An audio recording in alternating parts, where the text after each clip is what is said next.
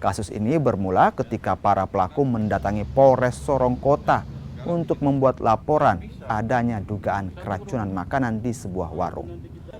Namun setelah polisi menyelidiki dan memeriksa 9 orang saksi, polisi langsung menahan 6 orang saksi lantaran diduga telah melakukan pengerusakan terhadap sebuah warung.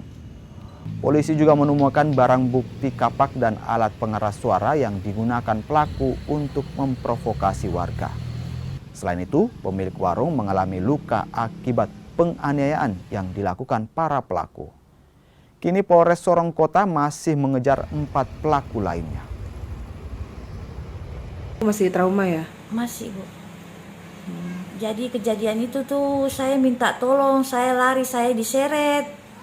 Sudah saya minta tolong, minta ampun, saya minta maaf kalau memang saya punya ada kesalahan atau memang ada korban, saya akan bertanggung jawab.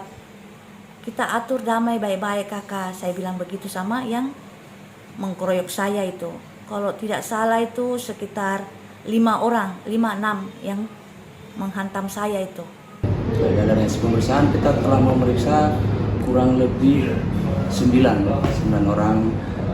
Dari 9 orang itu, dari hasil pemeriksaan didukung dengan petunjuk dan alat bukti yang lain, 6 orang kita sudah tetapkan sebagai tersangka dan selebihnya kita